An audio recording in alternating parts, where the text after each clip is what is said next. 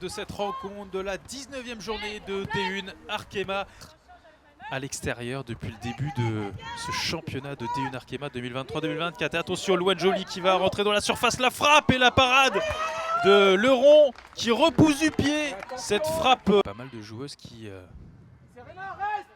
ont des qualités et font leur gamme dans les sélections de jeunes de l'équipe de France. Hilary Diaz, justement, en parlant de gamme chez les jeunes de l'équipe de France, l'internationale U23 française qui s'est essayée.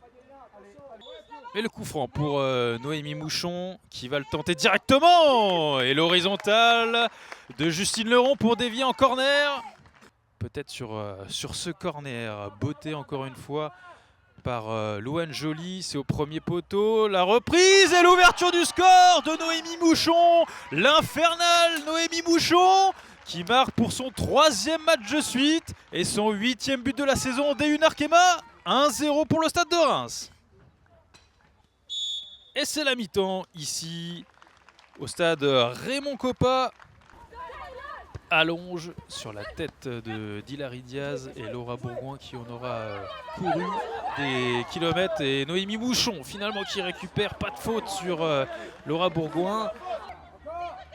Date saison d'ailleurs de la première saison des Bordelaises dans l'élite féminin. Et attention avec Abigail Kim et le face-à-face remporté par Kinga Chemik. Rachel Corboz, oh quel but! Et le coup franc de Rachel Corboz en pleine lucarne pour tuer le suspense de ce match. 2-0 pour le Stade de Reims. Quel but de Rachel Corboz! Dernière occasion bordelaise, Lardez à l'entrée de la surface sur la tête de la fée. Tête retournée, Bourgoin qui va jouer en retrait. Il n'y a personne si avec Julia Roux, la frappe en pleine tête sur Miyagio là, qui s'est sacrifié. La frappe puissante de Julia Roux.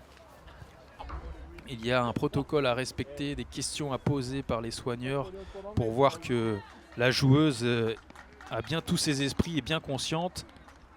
Et visiblement c'est le cas. Elle va sortir momentanément pour ensuite re-rentrer dans ses dernières minutes avec de la réussite. Ça revient sur Gomez pour Corboz qui lance Shana Chosnot qui a encore des cannes en cette fin de partie. Elle va rentrer dans la surface, elle va essayer d'éliminer Herbert qui s'accroche. Oh, le contact, la frappe et le doublé magnifique de Rachel Corboz.